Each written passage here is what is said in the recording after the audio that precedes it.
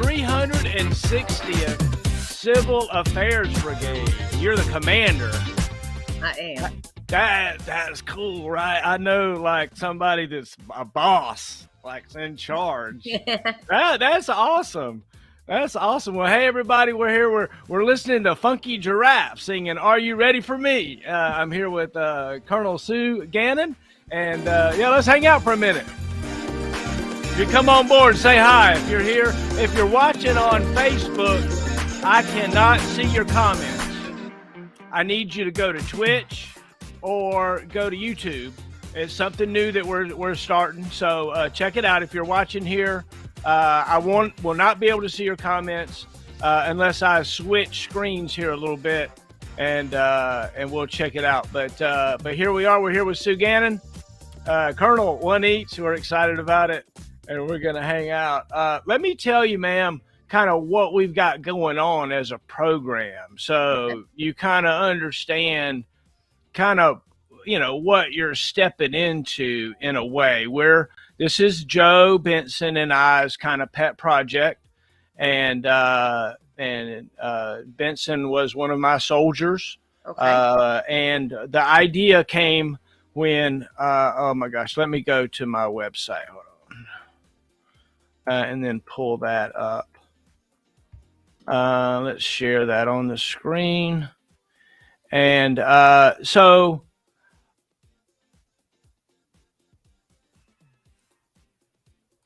this is our website here.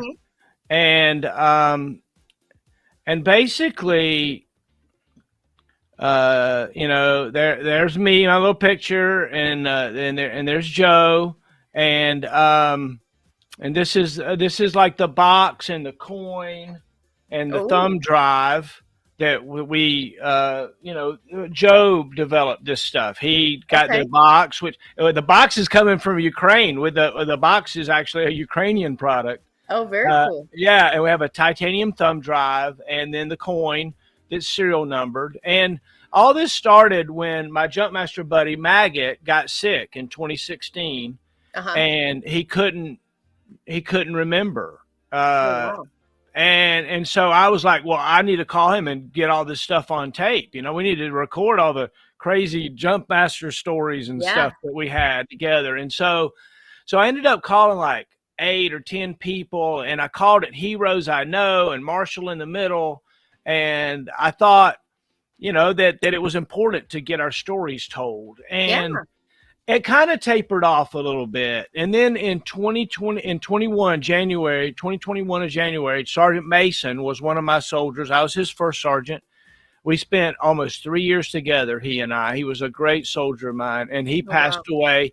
He had throat cancer. And by the time I found out about it, he was in hospice, and they had called the chaplain in and everything when I found out about it, and I was like, why didn't I continue it? Why didn't I get that story? And so now I have over 150 interviews done. Wow, that's awesome. And we have a website, and we have donors, and we're doing a nightly show 4 nights a week where we're talking to veterans about their stories and their histories, because I don't want anybody else to get like, what if I found out that you were sick and you were passed away or something? And I was like, dang it, like our best student ever, right? Our best. I don't think so. Oh, wow. And so that's kind of what's going on. Let me tell you a little bit about our donors, right? Mm-hmm. Our master rated donors. Oh, look. So that's something new. Okay. So just check it out. So there's something new. So I subscribe to the master class on how to get better at doing this. Right. And so I'm being taught by Ninja, who's like the best streamer in the world, I guess. So part of what he said is some of the stuff that I'm doing, right? I've got to have an episode goal. If I'm going to go streaming, then I've got to have donations available and how you do it, and then have things where when people like it or sign up or support, then you get a little dingy or whatever. So we just got our first dingy. Yay. all my little. So there's actually hundreds of us now in the master class, Awesome. and we're trying to root each other on and stuff. So I know I'm going to have some of my master class guys on here, rooting us on. And also, I know I got a good feeling that our buddy from Ukraine that's making our boxes is going to be watching tonight. Oh, so wow. if you're watching tonight, you're Mikhail from Ukraine, please, Yeah. please check it out. And I'm going to paste again how you can donate. If you'd like to donate and sponsor the show, you go. I just put that link on Twitch, and it looks like it might have went on Facebook this time and YouTube. So if you want to donate to support our episode goal tonight, it's $500. So we appreciate it. We do this on your donations, and we're here with the Colonel. Wow. Hold on. I got to make you big for this. How do we do this? Let me, hold on. Hide. There she is. There she is. How do you make Colonel in like 18 years? I mean, golly, nobody, I mean, come on. It's because I have a weird path though. So, I mean, I was a GWAT baby. So all the captains were pinned at 36 months when, the 03 captains pinned at 36 months. And then they opened up major for 2 years in my years. And so I was picked up 2 years early for major. And then I picked up in the reserves, and in the reserves for lieutenant colonel, you pin the day the list comes out. There's no waiting. So it's a really weird career track. Not always good though. Not always good to go fast. So you're going to be a general in about 2.5 weeks now. No, I don't think so. The way it's going, golly. I was like, when you said that you were like taking command and I initially thought you were coming out of command. Oh, okay. When you told me. And then I was like thinking about it, and I was like, Lord have mercy, she ain't even been in the Army 20 years yet, hardly. But I mean, I was thinking about it, and I was like, wow, that's awesome. So I'm so proud of you. So, because all right, so if you're watching, I first, what was it, 2003, 2004? 03. To 03, you June of showed 03. up as the officer basic course, Mhm. and bright-eyed and bushy-tailed and a star. Right, no doubt. You were a star. And I mean, look, Captain Lee and I used to sit around and talk about who was going to have trouble, who's going to do great. And you were going a SHORAD path, weren't you? I did. Mm-hmm. Right? So, look, at that time, in those days, I mean, you were like, the bold and courageous. Yeah, they would have made a a Ranger School poster out of you back then, right? Didn't I see you with a picture of an Avenger platoon? Yep. So okay. So that's crazy. I love it. And I'm so proud of you because obviously your success, obviously you made it through those times. I know you got to have some stories about those times. Oh, yeah. And you said that you had some Sergeant Marshall stories. So I got a Sergeant Marshall story too. So where are you?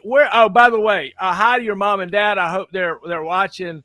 I love seeing them in the pictures. I did a slideshow for you, right? We're going to watch that in a little bit. Have you seen that? No.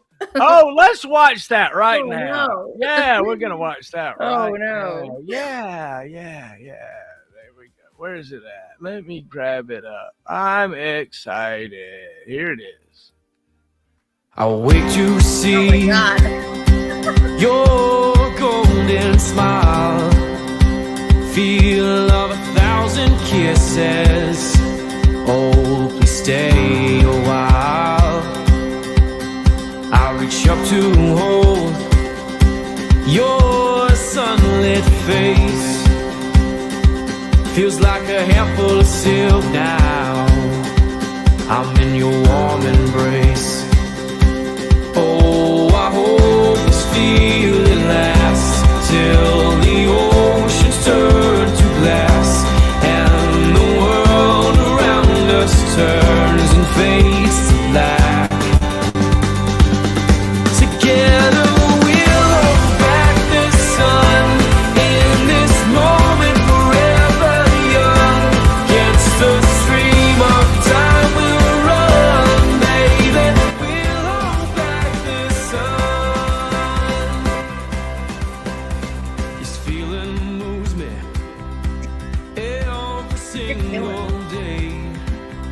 You know who that was, right? Yeah, of course. Enchanted by your ways. He's actually here. I love it. In the magic of your eyes, I've become lost in their spell. So come closer, my dear, because all is well. Oh, I hope this feeling lasts till the oceans turn to glass and the world around us turns and fades to black. Together we'll hold back the sun in this moment forever young. Against the stream of time we'll run, baby. We'll hold back the sun. Well, now I know you've been creeping on my Facebook page. Yeah, as soon as you said today you were going to be able to do it, I was like, I turned into an immediate creeper, Oh right? my God. Yeah, immediate creeper, like all over your Facebook page for sure. Yeah, no doubt. So we're here with Colonel Susan Gannon, everybody, current commander of the 360th Civil Affairs Brigade. I better stretch it out and get standing up tall, man. That is so awesome. So awesome. I saw the pictures of you there at the change of command ceremony. Congratulations. Thank you very much. Congratulations. That's a big, I don't even know. I just can't even imagine. And look, civil affairs, you guys work all the time. Y'all ain't ever just sitting around. There ain't no little pity pat little job you got, you know. You're trying to civil affairs your own country right now. Oh yeah. So where are you from? Where did you grow up at? So I grew up in Buffalo, New York. So I was born in the city and then grew up just south of the city. My entire family's still up in that area. So do you like the cold? So I haven't lived there since I left there. Right. If that's an indicator. Warmer climate. In doses. But no, it's a great town. I just, ever since when I went to school at Pittsburgh and then came in the Army, and I've never lived there since. I've been kind of bouncing around since, but it's always home. Like, it's always been my home. That's where my family is and everything like that. Yeah. What are your memories growing up? You know, did you go to public school, private school? Were you good in school? You know, did you? It was a small farming town. So it was just a really small town, maybe, I don't know, 6,000 to 8,000 people total, Right. You know, just south of the city. So yeah, just a small, quiet town. And when I went and was applying for schools, I purposely applied to the University of Pittsburgh because it was a city that was close enough but far enough to go to. Like, I needed to go to something bigger. It mattered to me to get out and do something that was different. So that's when I ended up at the University of Pittsburgh and subsequently in the ROTC program, completely unexpected. Oh, wow. Yeah, I didn't even know what ROT. I couldn't have spelled it when I got there. I had no idea what it did. I had no intention of ever going in the Army or anything. I just found out they had scholarships. And there was a girl on the floor below me who to this day is still one of my closest friends, who was in the program. And I went to PT, and that was the rest of it. Oh, wow. That's cool. Never had any intention of joining the Army. Never even thought I would. But next thing you know, so you kind of made that decision in college. Yeah. Mm-hmm. So when you were a little girl, what did you want to do when you grow up? I don't have a clue. I couldn't tell you. In my head, probably a lawyer because I like to argue. But I never really had a set thing, so it was kind of good that the Army was there because I don't think I really had another plan. So in a way, I kind of felt the same way. I was like, hey, whatever's supposed to show up will show up, and boopy doopy doop, And so you obviously, you're obviously doing pretty good at what you're doing, and I'm so proud to have at least a little bit of part of that. Yeah. How was it in college and transitioning and coming and becoming a lieutenant? Tell me about all of that. How did how did Miss Gannon figure that out? So I think for me, it was because the Army was very much unknown to me, and I was in a very small ROTC battalion at the time. Now the battalion's huge. I mean, they're an amazing battalion, but back then they were very small. I only commissioned with another 5 or 6 lieutenants that day. So coming into it was very unknown. And I remember my sister and I got in my little Hyundai Elantra and drove from Buffalo to El Paso over a course of like 5 days. And, I mean, it was the first time I had crossed to that side of the country. It was quite a big move, but I just remember being like, okay.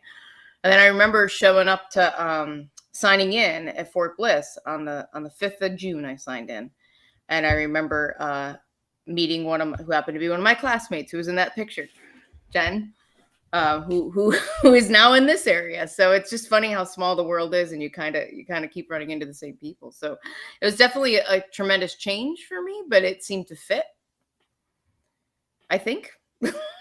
Yeah. So you always did well at PT, right? Mm-hmm. You there was never, you always pulled your weight, and you might have not have been the fastest, but boy, No, definitely was not the you were fastest. well within standards, and definitely a leader in that way. What did you find something that was hard, in the Army? Um, I think generally for me, if I look back and you reflect back over, like, how you evolve and change, especially as a leader, right? And you can't, I don't think, look back at your journey as a leader and not identify periods of great growth or great challenge. And I think that I look back there, and the things where I really struggled are things where for other people seem so easy. And that was, honestly, it was like turning off and like being able to not be so. The Army fit for me because I fit that very sort of typical, I hate the word type A, but kind of that type A mold. But I really struggled with sort of that social transition, I think, over years. And it took me a long time to figure it out. And I don't really think I fully adjusted and figured it out or really came into my own until I left the active duty and went in the reserves. And I was excelling in active duty. I mean, I was hitting all the gates ahead of time, but I was super unhappy. So I left active duty after 9 years, and it was the best thing I ever could have done. Amen. And yeah, it's wild how, the path shows itself to you, Yeah. and you step Mm-hmm. into it. So, tell me about, being an air defense officer. Okay. And then tell me about being a SHORAD air defense officer. What battalion did you go to? I went to 4-3 ADA with first ID. So I deployed with them to about 3 months after I left OBC. I went to airborne school right after OBC, and then I deployed with 4-3 that following February. Oh, So wow. 3-4 months later, I was in Iraq. Yeah. So Oh, it wow. was different. There was one other there were only 3 females in the unit, in the battery period. There was one other female lieutenant, outstanding officer. But it was definitely different in terms of, I look back, and our biggest challenge never came from our soldiers or NCOs. It came from our peers, like right. jealousy kind of, just kind of silly. You look back on it. But I remember a story I often tell people. I remember I went into the headquarters. I was the last lieutenant to arrive. So I got the headquarters platoon until a platoon opened, a line unit opened up. And so my line unit finally opens up, and I'm going to 4th platoon, the Mad Dogs. And I remember being like, I'm excited about this platoon, but kind of like, oh crap, because the reason I was going to this platoon is because the platoon leader ahead of me and his platoon sergeant did not get along. And it was like, and the rumor was it was the platoon sergeant you never wanted, very stern, didn't have time. I was like, oh, this is not going to go well. So I remember going to do my initial counseling. I wrote it on my little 4856, and I go down and he's down in the motor pool. Our motor pool was on the banks of the Tigris River. And this is back in the days when you had to assemble your tires. So they were down there in the tire cage, putting the tires together. And I remember I went and I'm sitting down across from sitting on a tire, and I'm talking to him, and I'm like, I'm like shaking. I remember being like really nervous about this counseling. And then finally I just said, I'm just going to stop. And I said, I know that I'm the first female here. And I just, if that's going to be an issue, let's talk about that now. And I just remember his name was Sarm Benson. And he passed away in 2008. And I remember he just kind of like, he was clean. In my head, he was cleaning his weapon because I feel like that fits the story. But he was like, he just kind of like didn't say anything. He paused and he just looked at me and he said, he goes, soldiers just want to be led. If you're here to lead, you won't have a problem. And I remember thinking, okay. And I was like, I don't know what that means, but okay, sounds good. But I can look back at all these years and the years where I have failed is when I did not answer a problem from a place of leadership. Like I can always look back at those, where I have really been short or, I either, demotivated a team or came up with the wrong answer or was short-sighted. It is because I did not come from a place of leadership. I let my own personal bias or something, anger get in front of me. And so I think that, back then is that, that cherry lieutenant, I had no idea what the hell he was talking about. But but over time, it still rings true in my ears that, that is what he meant. Amen. Amen. Soldiers just want to be led. So provide that leadership and you'll do well. Yeah. Oh, wow. What a gem. Thanks for sharing. We're here with Colonel Susan Gannon. We have an episode goal of $500. We've never had an episode goal before, but we're trying to have an episode goal because we need your support, right? We need your support. So the link is in the chat. If you'd like to support, go click on it and send us a $1 or $2, at least to check it out to see if it works. If you don't mind, help me out. And I'm not going to make an episode goal less than what I think the episode is worth, right? I believe that these talks that we're doing is worth at least $1,000. I really believe it's worth $1,199, right? But if I had my grandfather's story, I believe it would be priceless.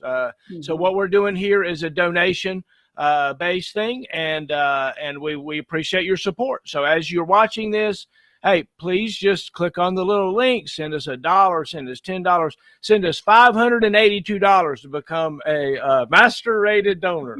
And if you want to be a senior rated donor, sign up monthly. And we really appreciate this. We're doing this, 4 nights a week, and our goal is to capture our heroes' stories. Look, this fine box and a coin, a Marshall in the middle coin with a serial number.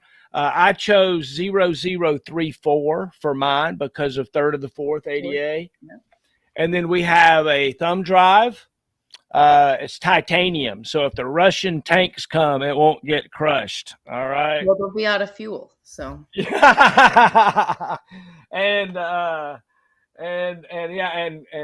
Joe makes all these inserts and things. And so we appreciate all your support. And the idea is just to tell our stories before we get too sick to tell them, If you're on YouTube, please subscribe. I have more videos than I have subscribers on YouTube, right? I'm sorry. Please help. And Twitch TV, that's where we're going to go to. Over time, Facebook has not been a platform over time that's done well with what I'm trying to do. They seem to throttle us in a lot of ways and want me to pay for a lot of things just to even show the content, just to even make the content available. So if you're watching this, look, please go grab you a Twitch account. You're like, Twitch? Hey, look, go check it out. If you hadn't checked it out, twitch.tv. You know what it is. Yeah, right. / Marshall in the middle. I was watching Rogan the other day, right? And Rogan had a guest on. I forget who it was. But the guest basically said, if you're over 50, you probably got a TV in your home on 24/7. If you're under 50, you probably don't ever turn your TV on.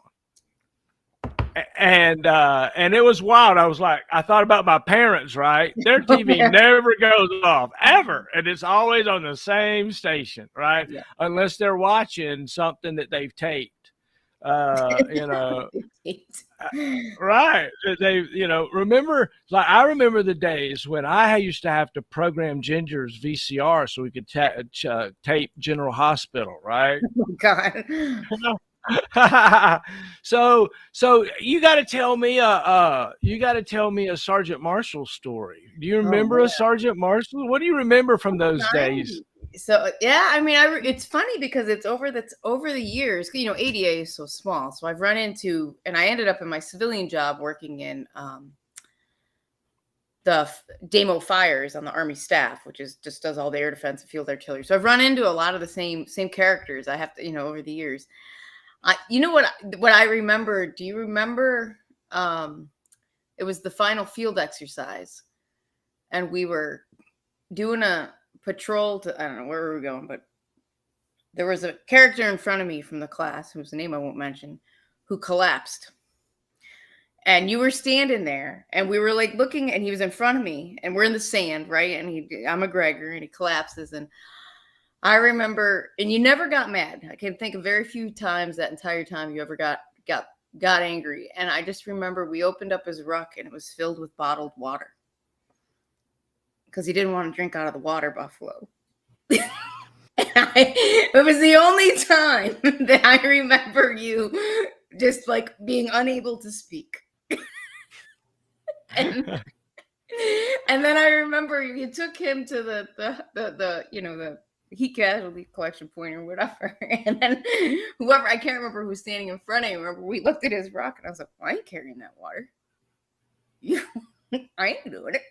Come back and get it. Yeah, that's what I remember from that field exercise. But I remember it was a fun time. It was a really good class of people. I remember it was and it's interesting, like over the years, how many of them, both in the civilian world and in the military world, I've run into, and we remember that class. Like, I don't remember Captain's Career Course that much. You know what I remember? Elements of it. But maybe it's because it was that you know, that inflection point, that beginning point in my career is why you remember so much of it. But yeah, I can't tell you how many people I've run into. We remember different elements of the class. It was great. So you were in the same class with Rich Cole and Jen Smith. Yeah. And there were several other. Was Amy Cleefish in your class? I don't remember that name. Golly, just so many there were only 5 or 6 females in the class that I remember. Yeah. Jen was the only one with Joan Holine. Yeah, right. You guys are what I think of as the Mary Kay class. I think Ginger tried to scoop half y'all up. Mary Kay party. We did. I think I remember that class as the Mary Kay class. Ginger had a Mary Kay party and had y'all over there and great times. Yeah. I think we had a barbecue over there where I like half cooked some meat or something. Yeah, that's right. I'm trying to remember. Yeah, I remember her doing it. And I couldn't remember where it was though. Yeah, funny. Oh yeah. So, you know, tell me about, you know, being a platoon leader and to finish the story about, you know, your first platoon sergeant, SHORAD platoon, Avengers. You're already deployed. I mean, come on. We were all force protection though. You know, I mean, there was no air threat then, right? So we were doing convoy escorts, and then we were out at Objective Midland, which was a retrans site that we secured, and we did the force protection and all the logistics support for it and stuff like that. So, I mean, I remember it was a long year. It was a hard year. You know, it was trying towards the end. I remember coming back and it being several months, maybe almost a whole year before I could get used to not having something to do every day, right? You know, like that turning off or whatever. But I mean, it was a rewarding year. I mean, I learned a lot in that year. And I would say that year laid a foundation for me that I think I've built on over the years. On, you know, whether I knew at the time that was, you know, that those specific experiences or actions were going to be that foundational block. I can look back and trace it back to certain, you know, incidences and, you know, or times there, reactions with people that really did impact me. And I will tell you, to this day, I could probably remember the name and the HOMA record of every soldier in my platoon. Wow. I don't know why. I remember I used to, and I used to study it all the time. I still have it in my leader book. Like I still have my, I still have that leader book, and I still have in fact, I just have a buddy of mine just framed it for me so I can put it up in my office. In the reserves was the first official piece of official correspondence I wrote for the Army, which it was a wartime environment. So it was very serious. It was for chalk block and drip pan retraining, because in order to get my dispatches back. Oh my gosh. I was talking to somebody last night that was talking about how they carried a drip pan all weekend around because they, forgot something one day or something. It's wild to think about what a standard is and what you have to do to enforce that standard, right? Without subject to you can't put everybody in jail, and you can't give it. You got to write us a letter. But then there's the limits, right? Then there's the when have we crossed the line into idiocracy? And I remember the reason that happened was, we drove up from Kuwait, so we crossed the berm and drove up to Tikrit, and so I don't think we were in the country. I don't think 4th ID had left yet. I don't think we had finished our RIP TOA, but we were in our building, which was right on the Tigris River. It was up on a hill overlooking the river, and our trucks were parked down low. And they had the Connexes were sitting down there too. I mean, I don't think we were there 3 or 4 days. And I remember it was like 5 a.m, and someone comes flying into the building and goes, "Everybody up, the water." And they had opened the Mosul Dam. So now all the water is coming down the river. And so the water was rising, right? And so we're down there getting all the trucks out of this motor pool. And on top of that, there's pictures of us standing like waist deep, daisy chaining the sensitive items up out of the, because we had just gotten there, right? And there's it. And so we finally, it's a long day. We finally get everything at least moved up out of the way. And that night, I was in the headquarters platoon at the time. I remember we finally went to grab Chow, and Chow was on the far side of the fob. So we go over there, and I'm walking in. I'm exhausted. I remember I'm walking with my tray to go sit down, and I hear Lieutenant Gannon, and I'm like, what? And I see my company commander, or battery commander, bright red, and I was like, well, he's like, get over here. And I was like, what's going on? He's like, you have no chalk blocks or drip pans underneath your trucks. And I was like, well, they're probably in Baghdad. Like, nobody thought to run under and grab them because the water was literally like, and so the battalion commander found that we were missing them. And so they suspended our dispatches, and we had to walk 1.5 miles back from the chow hall. And I couldn't get them back until we did chalk block and drip pan retraining. Oh, wow. So What? The memo is, I've kept the memo as a reminder of to temper myself. Like, when does it matter? Oh, that's a great lesson, right? That's one of the interesting things. One of the first essays. I did a master class. I'm doing a master class on streaming, by the way. The master class on streaming tells me I'm supposed to tell you can find me on twitch.tv/Marshall in the Middle. The other thing it says is I have an episode goal of $500. If you want, you can click on the link and give. And the third thing is, isn't it amazing how you learn what to do many times by being exposed to what not to do, right? Right. You're like, oh no, we're not going to do that. Yes. Absolutely. Oh no, absolutely. 100%. I think, and I think back to it, and I don't look back at that particular leader and think, oh, it was necessarily toxic, but it just got a little ridiculous. I remember being lieutenant 1st Infantry Division at that time was silly, because back in those days you wore your bro gear, your big red 1 gear, and it had to be configured a certain way, and the first aid pouch went up here. Well, I'm a left-handed shooter, so it is very hard to shoot with the first aid pouch sitting right there. So I would scoot it over so I could pocket my weapon on the range. And the division sergeant major showed up our range one day and dressed me down because I had moved my first aid pouch. And I just remember thinking, he's like, how are you going to be able, if you don't have it in the same place, you're not going to be able to render aid. And I was like, well, I'm obviously not going to be able to shoot the enemy either because of the weapon. It can't going to them. And it was just like one of those things where you're just like, I think we took this too far. Like, I mean, it matters. Standards absolutely matter. And ensuring that we enforce those standards and we hold each other to them. But then we get silly sometimes. Right. So do you remember any really good days being a platoon leader of an Avenger platoon? Oh, You remember a specific thing that happened or a time you're really proud of? I remember we were out at the retrans site, which was, it was like where first ID and 25th ID's footprints overlap. So there was a small retrans configuration there. And it had been one for Saddam's army, because I remember all his old comm shelters were sitting, the Iraqi army comm shelters were sitting out there. And so we owned it. And it was also positioned in the mountains, or not really mountains, more like foothills, but where the Apaches and the tanks would come out and fire. There was enough space out there for them to fire and, test fire, do ranges. And for some reason, we got a surprise visit. I found out 20 minutes on the DNVT, which I could barely understand the guy on the other end of it. Assistant Division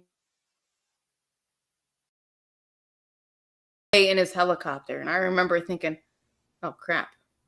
I was not ready. I mean, I knew everything was fine, but I was like not ready for him to come. And I also had known that the division commander had come out to the site for the platoon that we had replaced about 2 months prior. So we had been sitting there, I think, about a month and a half, I feel like, at the time. I don't remember, timelines might be off.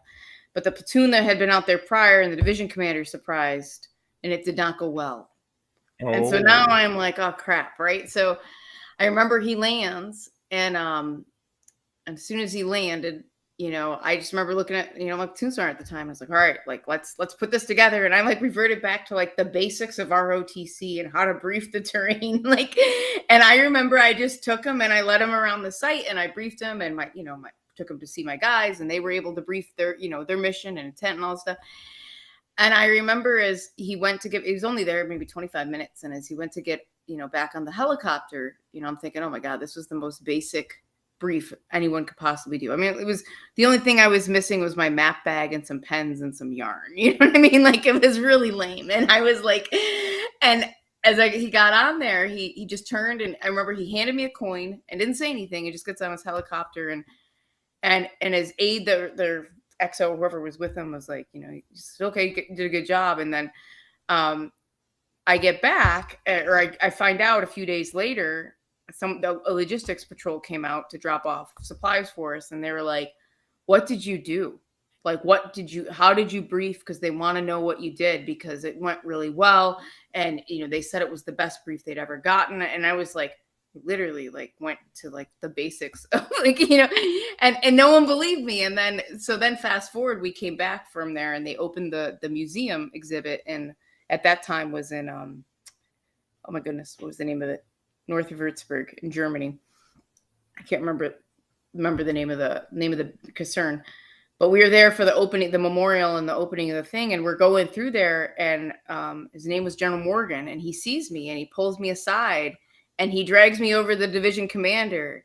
And he's like, this was the best platoon I've ever seen. And I was just like, thinking to myself, literally the most basic brief one could possibly give. And I don't even know if it was true. It's like, it's like dog and pony. Like feeling so good about it, because the reason it came together was because my team, because we, as a team, we immediately, surged on it and pulled it together. It wasn't because I pulled it together. I was just a lieutenant walking people around.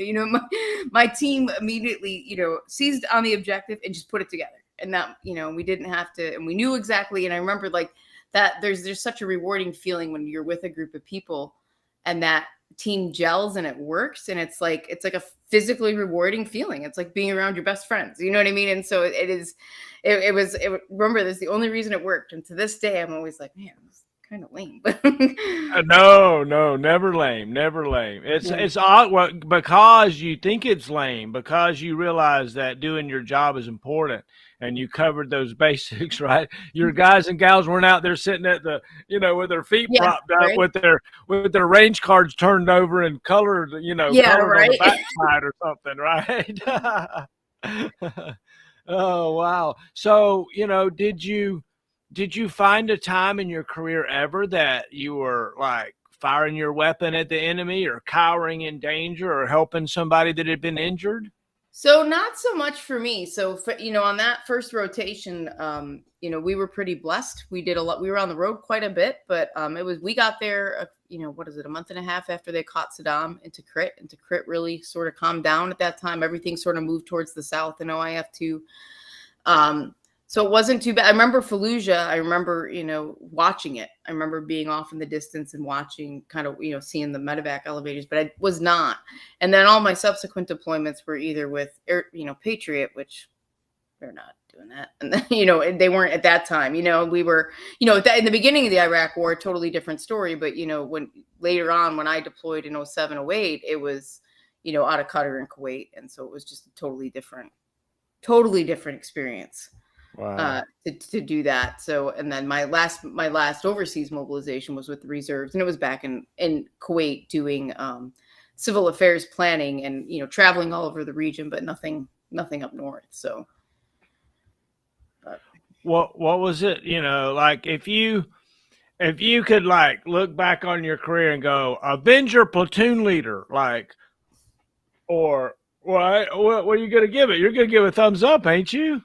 So definitely a thumbs up for like the leadership experience. I will tell you, I didn't walk away from there like a technician in air defense because we Right, didn't right, do air defense, right? right, And then right. I moved from the unit inactivated, and then I moved to back to Bliss, and that's where I ran Okay. into you again. And so I was back at Bliss and was a battery XO in 1188 before they pushed out to Okinawa. And so, I was back in Patriot, which I was not a technician there. So that's the only thing with air defense is I never spent enough time in the right positions. And that's, to the earlier comment of like moving fast isn't always better, is I never spent time in some of those positions to really absorb more technical skills. A Right, very, right. it's a shortcoming that I've always, have had to acknowledge. And even most recently, before I took this command last week, I was in a G3 position, which was my first primary staff position as an officer, which not really the best one to start with. Like, Ooh, like yeah, like right? I no. mean, it's not. I mean, because of how I moved and it was fast. Like I never spent time assistant 3, No. Let and me then let me yeah, tell you, you don't even need to talk about that. You're a yeah. star. You have always been a star, and the general saw it. I saw it in OBC. You're I'm serious. No doubt about it. No doubt about it. So you can say but whatever. Just you're talented. You are, and you've always been that way, and that's one of the reasons you were selected for some of the jobs that you have had in the past and the ones you got now. I mean, it's not changing, and it's not changing. It's and you're blessed due to your talent and your hard work and your values, and it all just kind of shows great upbringing. Tell me about your parents. So they're both still up in the Buffalo, New York area. My dad was a title examiner, like in real estate transactions. And then my mom was a nurse for almost 40 years, 35, 40 years, long Oh time. wow, Yeah, wow. yeah. So they're all still up there and with my other 4 siblings and my 2 nephews. So enjoying it. Yeah, I everybody's, saw the picture with you and your nephews with their yeah. airborne shirts. What was it like to jump out of airplanes? How many jumps do you have? So I am, with last weekend, maybe 25 or 30. So I Oh didn't jump wow. somewhere in between there. I don't think I hit 30 yet. So I didn't jump. I went to airborne school and swore I'd never jump again. And then I showed up at my civil affairs company in the reserves, and I was like, "Oh, these guys have maroon berets. Like that's weird." Had no idea there were airborne units in the reserves. And so a month later, I did my cherry jump up in Fort Dix, New Jersey, and then all of my other jumps have been in the reserve. So so Yay. I'm all in the reserve. So so we're at about 20. I want to say 25 or 30, so somewhere in that lane. I'd have to look at the log. Oh, that's great. Yeah. Paratrooper. Yeah, never thought I would do it. Never. I remember telling somebody when I was leaving active duty, I was like, I'm going to miss this about active duty, and I'm going to miss this. And I was like, you know what I'm not going to miss? Is jumping out of planes. I'm glad I never went to an airborne unit. My airborne school experience was so miserable. Like, I remember hitting my head. I remember, but there was no way I was doing it again. So I was like, we're getting this over with. And I never ever expected it again. You just never know. You never know where things will lead. But it was definitely been a community, in the reserves that has been extremely rewarding and extremely challenging and in a good way, for me that I think if I had continued on active duty, I was on track to probably be a pretty toxic leader. I had the tendency, because I don't think a toxic leader is one or the other. I think conditions can set you up to lead in a toxic way. And I think I was on that track. So I think the reserves really helped yank my chain and get me back on track. So, but and I don't think that would have happened otherwise. I think if I'd stayed on active duty, I would have kept just driving through and not paying attention. But so expand on that a little bit, if you don't mind. I know it's vulnerable to talk about things like that, but you brought it up. So tell me, if you don't mind, what you mean by the, how that manifested itself in you and how you might.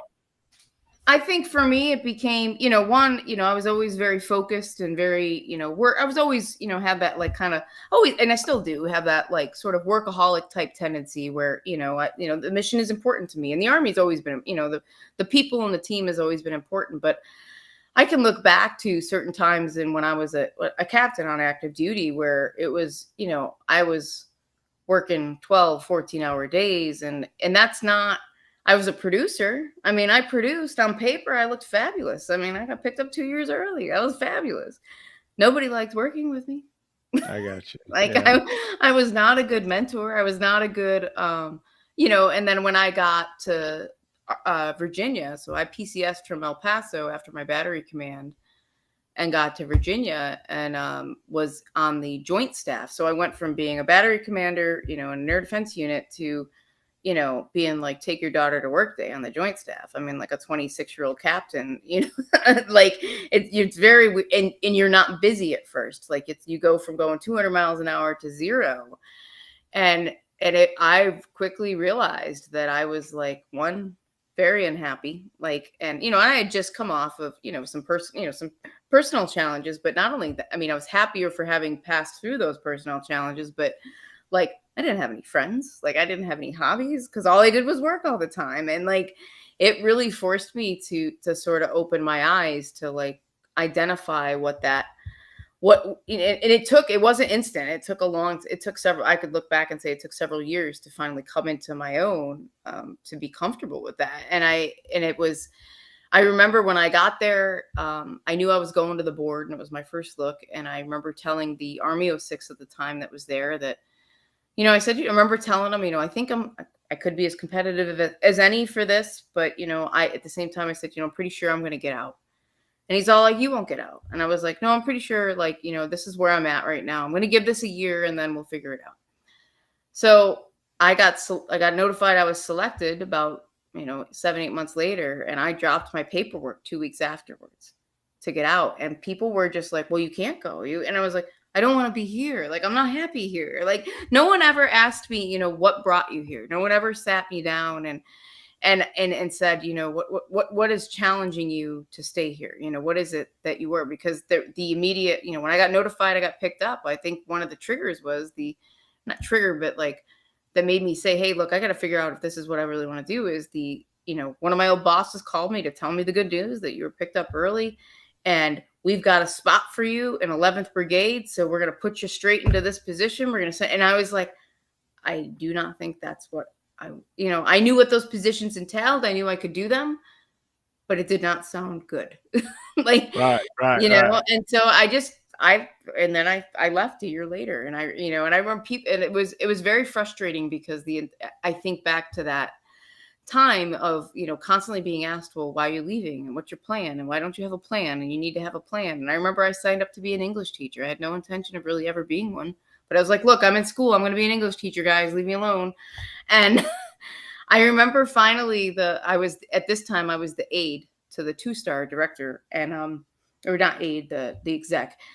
And, that same Army colonel kept just trying to keep me in. He just could not understand why I was leaving. And so he sent an email to the 2-star, and he told me, Admiral wants to sit down with you and talk to you about this. And so he sends this big long email, but he forgets that I read the Admiral's email. So I've seen his email. And it's this long email. Like, I've explained to her that teachers don't make a lot of money, and she might have to have a used car. It was really ridiculous, right? And I remember going in there, and I remember sitting down and looking at Admiral Macy, who to this day is a good mentor of mine. And I said, sir, I know teachers don't make a lot of money. I know. And he just goes, is this what you want? And I said, yes. And he's like, then go do it. And he was the first person that like made it okay. And I, but I was like, and I remember telling him, don't worry, I'm going to stay in the reserves. I'm going to stay in the reserves. And I drilled for the first time the next month. Like, I went straight into the reserves. But it was a very, I think if I had stayed, I probably would have done well to a point, but I think I would have worn myself out. And I also think I would have worn out my welcome. My last unit before I went to, I was just talking to somebody about this the other day. Before I got to Virginia, my last unit, like, this unit didn't get me a gift. I didn't deserve it. Like, I put in a lot of work, but I don't feel like I didn't leave that goodwill. You know what I mean? And because it was, I didn't recognize people for who they were. I think, I was just all about getting work done. And I think it was a hard lesson learned. It's a humiliating lesson learned. Wow. Wow. Thanks for sharing. That's amazing. That's just amazing that you have that kind of clarity of hindsight and integrity. And thanks again for sharing and being a leader in today's Army. I just got to say today, right now, thank you for leading our nation's soldiers, right? Thank you, thank you, thank you. What kinds of things can you talk about that you guys have going on right now? Are you guys deploying, or are you home? So, What's going on? So my current unit, and if there's anybody out there that wants to be in civil affairs, call me. We're always looking. So my unit is currently aligned with CENTCOM and AFRICOM. So we push out mostly tactical units into Africa, both the East and West Africa, and then we have several detachments that go into CENTCOM as well. They're mostly senior officer type stuff. So my brigade has 4 airborne battalions. They just did reorganization of the airborne unit. So we are the only brigade that is fully airborne in the reserve. So there's 2 more reserve civil affairs airborne battalions out on the West Coast that fall under a different brigade. And then there's some PSYOP companies that are airborne as well. But we are the only one that has the 4 battalions. So my 4 battalions are all over Miami, Columbus, Ohio, Fort Dix, New Jersey, White Plains, Maryland, and then the brigades in South Carolina. So I love it. I love it. So where are you living? I live in the Arlington, Virginia area. Okay. Yeah, I've stayed in the DC area. Yeah. Yeah. So you get to travel down to headquarters when necessary and stuff like that. Yeah. So this will kick off. I was just talking with my CSM the other day. This is going to kick off a 2-year whirlwind of jumping around constantly. So yeah, we're in South Carolina this month and Maryland at the end of the month, and then next month we'll be in Ohio, and then we'll go out to where are we going after that? Then we'll go back to the headquarters, and then June I have to go back to Jump Master School, so I'll be back at JM. And then, so We're going to that'll be rooting for you. I that'll be want my daily June. updates. I want pictures of your fingers. Yeah, right. I was just looking at him. I was like, my nails look really good now. Not anymore. But you can do it. Have you been to Yeah. Jumpmaster School before? Yeah, so I went right before I mobilized with the reserves back in 2014. And it's a 3-week school that takes 6 weeks sometimes. So I washed out and then could not get back before I hit the mobilization because with my civilian employer, right? So for us in the reserves, we're always balancing the real job that pays most of our bills and then this part-time job. So I couldn't get back before that, and so I didn't end up going back. And then when I was in battalion command, the intent was to get back, but those 2 years we were at a very high op tempo and it was just not the appropriate time. So now I should be able to get back and get it done. So that's the plan. Jumpmaster. Yeah, we'll Jumpmaster. see. I can't wait. Yes, yes, yes, yes, yes, yes, yes. Oh Yeah. my. Yeah, I want to know all about it. I used to be a black hat way back in the I day. remember. Yeah. Yeah, and so I Were you taught Jumpmaster or were Jumpmaster you school. airborne? So I was airborne. I Mhm. went to airborne school, and then I went to Jumpmaster school. Right. Were And, you a black hat for airborne school or a JM? oh, Jumpmaster, yeah, Jumpmaster. yeah, Okay. yeah. I was a Jumpmaster black hat at the Advanced Airborne School at Bragg. At Bragg. Okay. Yeah, that's Yeah. right. Yeah. Oh, you're gonna go to Bragg? Yeah. Oh, you're gonna be walking to sawdust. You're gonna if I know when you're going up there, I'll go up there. I'll go walk around the circle. I'll go check it out. I went they at the Advanced Airborne School there at Bragg, they kind of have the same old mantra of once a black hat, always a black hat. Yeah. So they welcome us. They welcome us. So I have a great affinity for those times, in those days back then. And so if you're going, I helped build that school. Oh, wait. Yeah, the current school. I taught at the old school, and then we built the new school there, and the new towers and stuff. So I bridged the gap between what I call the high stage time in the old days, and then nowadays the stage is lower. It's a low stage time. And sawdust, man. We used to do the circle on a hot pavement. Cool. And I mean, it was hot, Yeah. uncovered, everything. Then we went to sawdust. We got mad that when our boots would get all dusty, Right. Yeah. That was That's a black back when you boot were style. shining. Yeah, I do not miss shining boots. I will tell you that. I don't miss that for a second. So tell me about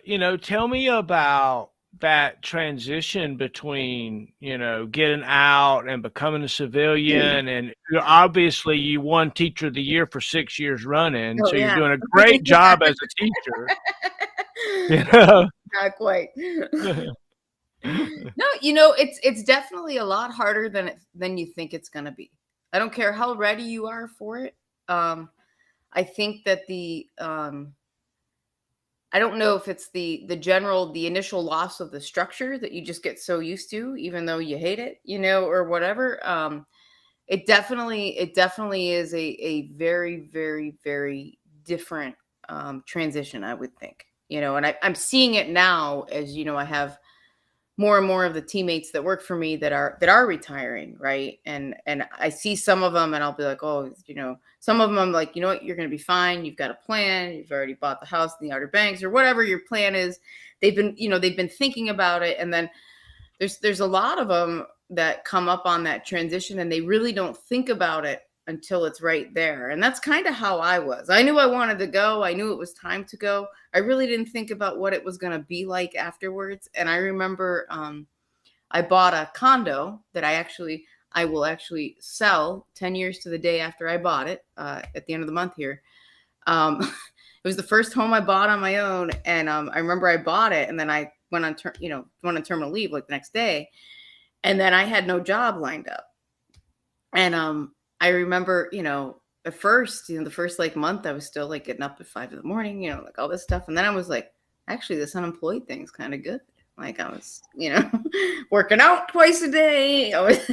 And every time I would go on a job interview, my mother would be like, it was like telling her I went on a date. She's like, do you think it's the one? Like, give it a shot. You might like it. Like she was, I'm like, I'm not really into it. And she would, but I mean, but I really needed like that 6-month pause. And so I think that I did not have, I wish I look back in retrospect and having watched so many others make that transition in a much smoother way. I think that I made it. And the thought that goes into it, but the thought is hard. I think, it could be very anxiety producing, especially if the comfort and the structure of the Army is something, regardless of your disdain for it or your readiness to separate from it. If you haven't really thought through what your life looks like without that, I think it's really hard. I'm sure you probably experienced some of that when you retired, right? I didn't do PT for 2 years. I got a little chubby. I got a little chubby. So tell me about your mentors. Who were your mentors growing up? Who did you look to as a kid? Oh, geez, that's a good question. I had a couple of teachers that were very, I remember, because I was, that were very, that would sit me down and provide. I was very, this may surprise you, I was very stubborn as a kid. No. And did not receive feedback well. But I remember having a couple of teachers that were very, that took an interest in me and seeing that, because we joke in my family. So I'm the second oldest and out of 5 in an Irish Catholic family, and I'm the oldest female. And typically the oldest female kind of takes on, it's just that's the way it is. I was babysitting, I remember started babysitting when I was like 10 and a half or 11. Like today, you would never have a 10-year-old babysit your kids, but that's what we did. And so I was always sort of in charge and doing things. And so I had a couple of teachers I remember that definitely took an interest in me and sort of helped me identify, certain things that, maybe I would excel at or areas or help push me in certain ways. Were you a good shooter with a gun? Were you good with a weapon? I'm decent. I wouldn't say good. Good. Yeah. It's because the first aid pouch is in the way. That's why. Oh yeah, right. We heard about the first aid pouch. It's interesting, right? It's interesting. One of the things that I always thought about, that I figured I wasn't a very good first sergeant or a very good platoon sergeant, because I never found that I had a quirk. Like, seems like all good leaders, my favorite leaders, they all had some quirk about them, right? Like, get off my grass, or your uniform is messed up, or, it was, I was just too middle of the road. I was like, you stand at attention pretty good. Mine is missing SP. Oh, you don't want to miss SP. Lose your mind. To this day, if you're late for a meeting, it's just. Oh, okay. So timeliness. Yeah. And that is not an Army thing. The Army's exacerbated it, but I've always been early. But yeah. Oh, I love it. What are your hobbies? What do you do when you're doing nothing else? Yeah. So it's great. So I found some eventually after I left active duty, and found some hobbies and friends. Got a few of those too. But no. I really enjoy cooking. I really enjoy hiking. I spend a lot of time hiking out in the Shenandoah Mountains around here, and and just like live music and spending time with friends and things like that. But yeah, it's good. Life is good. I can't complain. Amen. Right. Amen. That's awesome. So what kind of car do you drive? What kind of car do I drive? Yeah. Are you going to tell me my car warranty's expired? No. Is that your other pitch? Yeah. I love those commercials. Or the funny things are hilarious. I saw one the other day where there's a guy in a deer blind, right? And somebody comes and busts into the deer blind. It's like, it was a deer. It was like, hey, I wasn't wanting to talk to you about your extended warranty. Yeah, I think I got 2 of those calls while we've been doing this. That's so funny. No, I've got a Jeep Grand Cherokee. Oh, that's awesome. If the new ones, man, have a big old engine in them. They got some really nice ones. It's not bad. It's a 6, but it's not bad. Oh, it does what I need it to do. So. Oh yeah. So tell me about battalion command. You know, that's got to be, Best you know, job I ever had. right? I'd go back tomorrow. So tell me about that. Tell me about your sergeant major, and tell me about that kind of stuff. Yeah, so battalion command I was in, that was 17 to 19. I took that was actually, I ended up taking the battalion that had the first battalion I served in the reserve. I ended up taking that battalion, coming back to it. So it was the 450th Civil Affairs Battalion, Airborne, out of White Plains, Maryland. And it was a challenging 2 years, especially from a reserve standpoint, because we were part of an initiative at that time called the Ready Force. It was back when there was a lot of concern with the Korean Peninsula and things of that nature. So we were tagged in that piece, and we did a lot of work in 2 years for an active component battalion, much less a reserve component battalion. And it was hands down one of the best. It is the hands down so far been the best job I've ever had.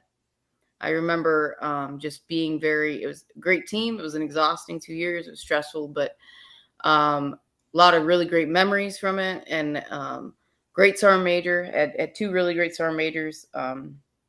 Had Sergeant Major Tizio, who's to this day will still tell me how to drive and park my car.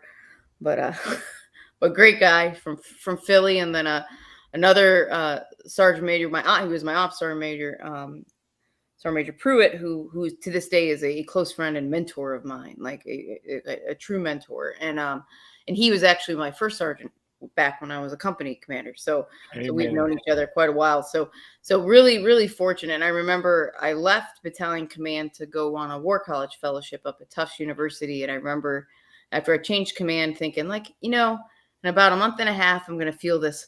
I'm glad I'm not here, because it's always bittersweet when you leave one of those things. And I will tell you, even though that fellowship was the best year of my entire life, because I'll be an auditing grad student for the government any day, I would have gone back that next day. I would still do it today. It was hands down the best, most rewarding position I ever had. Amen. Amen. Yeah, really look, you have folks in a reserve unit that's like a family. That's they've been there for, some of them 20, 30 years, doing the same kind of things, right? I've been a platoon sergeant for this platoon for 17 years. It's interesting. So and the units are all different. So some units we call them homesteaders. Some units people, and the 82nd and Germany units are kind of a similar thing, right? Where people sort of bounce in and out of them.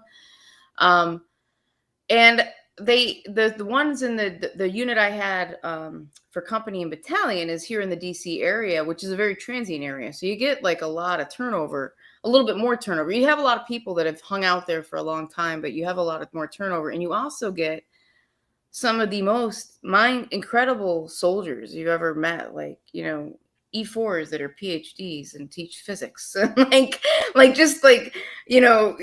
first sergeant is the CEO of a company, and this lieutenant works, as a staffer for, professional staff around the hill. And you're just like, where, and you're sitting there, you're like, I'm the dumbest person in this room right now. Who are these people? But you get this really incredible, that's the amazing thing I think about the reserve, is that you get, people that are, they're the administrators of small cities, right? So they're understanding of how to make coalition, build a coalition and get people rallied around a common cause exceeds anything that we learn in the storming, norming, and forming of teams doctrine. You know what I mean?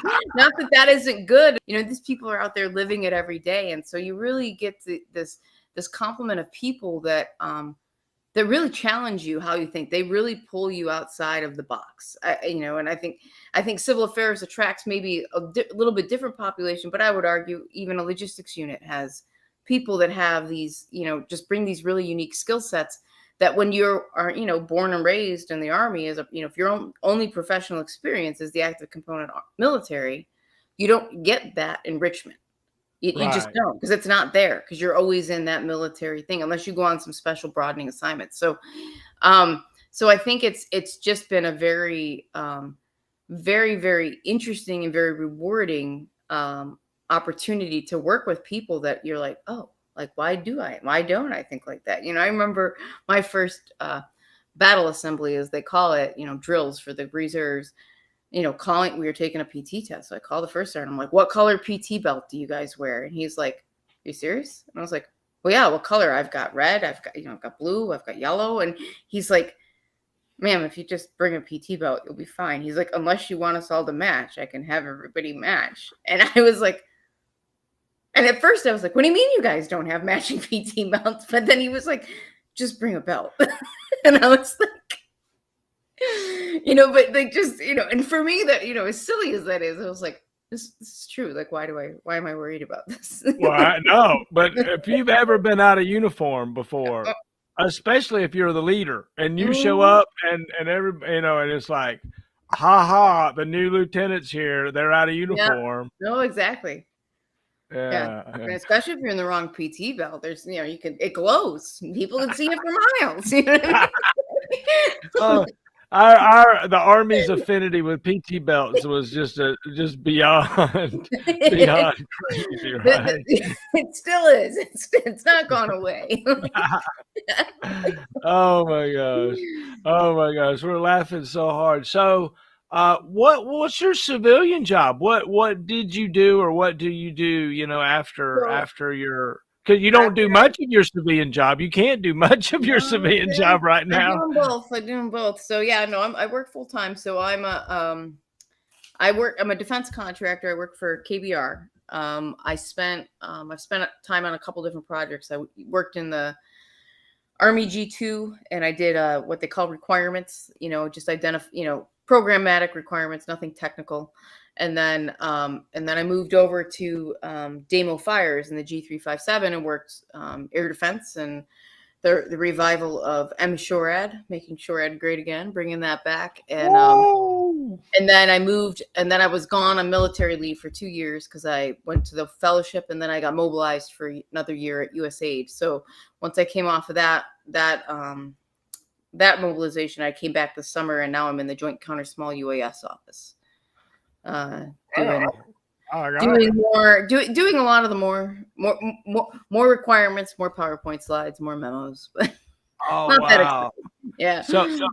So all the people talking about the counter UAS threat, Yeah. I think we need to do Jerry Clower's ugly grin. You heard about how he used to grin at the doves and he'd shoot them out of the sky with it just by giving them an ugly grin. They asked him after he had killed a bunch of doves by giving them the ugly grin. They're like, well, does anybody else know how to do it? He goes, yeah, I bring my wife sometimes. She taught me how to do it, but she tears them up too bad.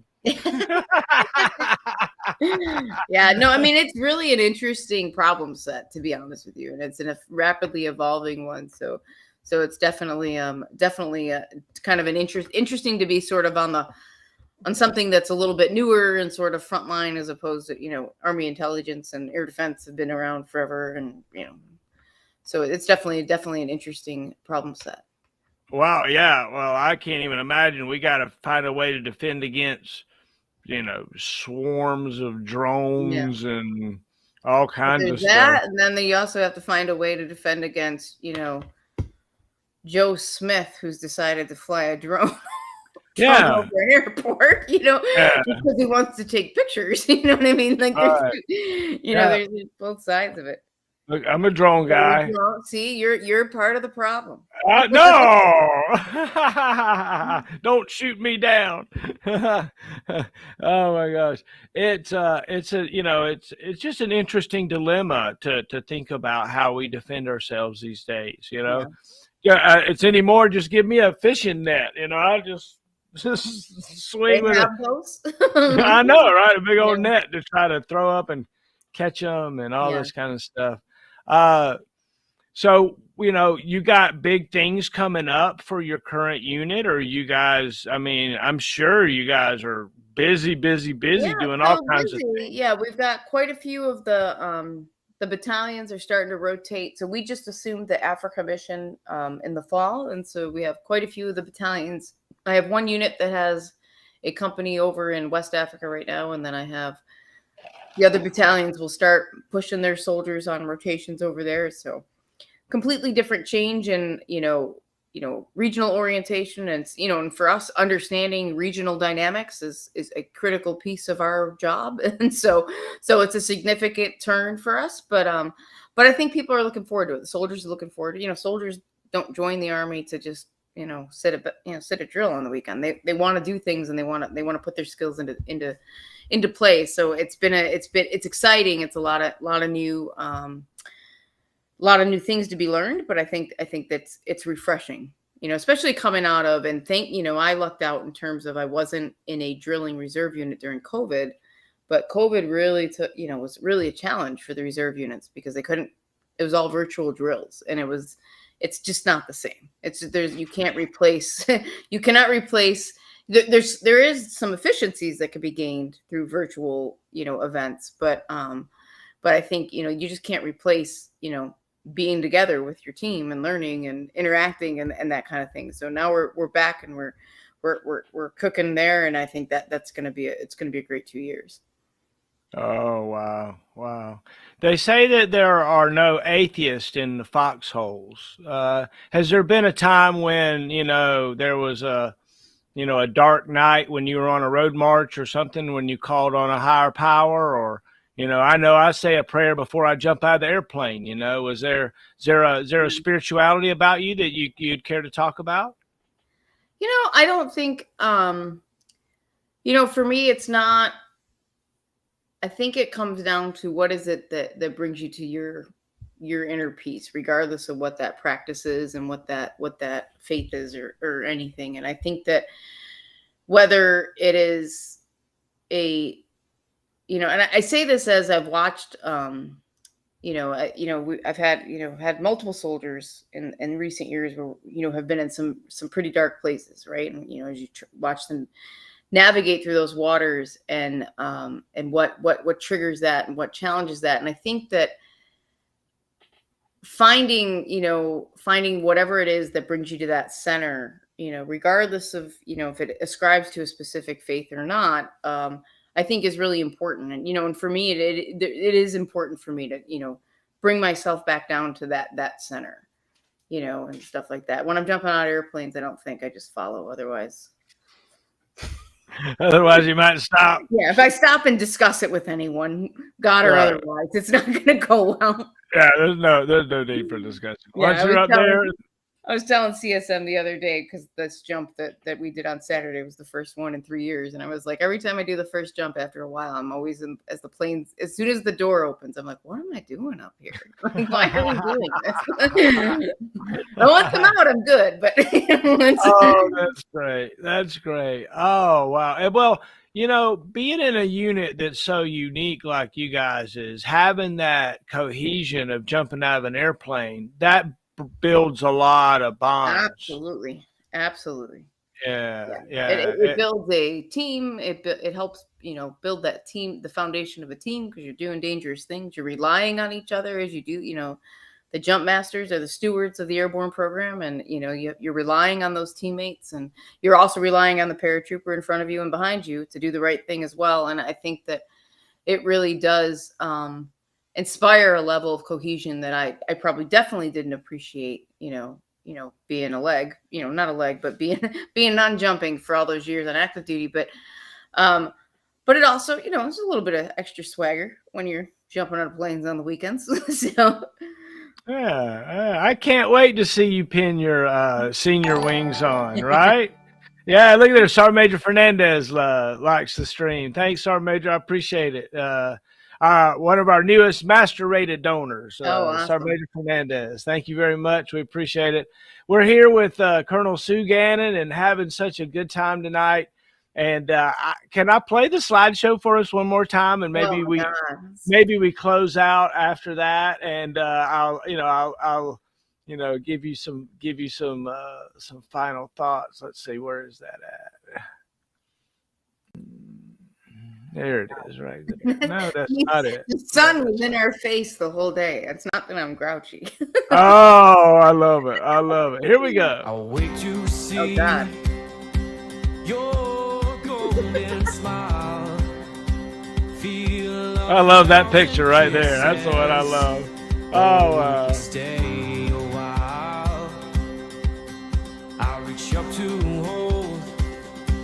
Your sunlit face feels like a handful of silk now. I'm in your warm embrace. Oh, I hope this feeling lasts till the oceans turn to glass and the world around us turns and fades to black. Together we'll hold back the sun in this moment forever young. Against the stream of time we'll run, baby. We'll hold back the sun. This feeling moves me every single day. I'm captured by your charm, enchanted by your ways. In the magic of your eyes, I've become lost in their spell. So come closer, my dear, because all is well. Oh, I hope this feeling lasts till the oceans turn to glass and the world around us turns and fades to black. Together we'll hold back the sun in this moment forever young. Against the stream of time we'll run, baby. We'll hold back the Airborne. Airborne. Look at them eyes. Wow. Colonel Susan Gannon, everybody. Oh, I love it. Thank you so much. Thank you so much for hanging out. I've had a blast. If you're watching, you can find us on Twitter, on YouTube, on Facebook, and now on twitch.tv/Marshall in the middle. We didn't do too well on our episode goal tonight, but I just didn't know what was going to happen. It's interesting to see. It's interesting to see how things work. We did get some alerts from people that checked in and things like that. So, ma'am, thanks so much for being here. I'll give you the final word, and then we'll sign out. Ma'am, go ahead. Oh man, I'm not ready for that. I honestly wasn't sure what to expect, and I just want to say thank you, and I appreciate the why behind your doing this. I really do, and I appreciate that you are making this available to so many. So thank you for doing that, and that doesn't surprise me for a minute. This is the Sarah Marshall I knew 18 years ago, 19 years, going on 19 years ago. Yeah. So doesn't surprise me for a minute, but I appreciate that, and I appreciate the opportunity to be here tonight, because I reflect a lot on how these 19 years have changed and evolved, and I look forward to where the next 19 years go. So thank you so much. I can't even imagine. All right, we're here with Colonel Sue Gannon, everybody. We're going to close out with, "Are you ready for me?" By Funky Giraffe. What is the Funky Giraffe? Did you write this? No, that was the end of it. It's going to start. Here we go. Turn it up.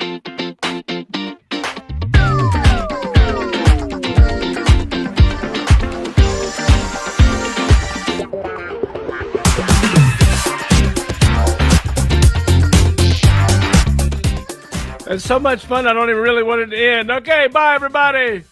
Take care.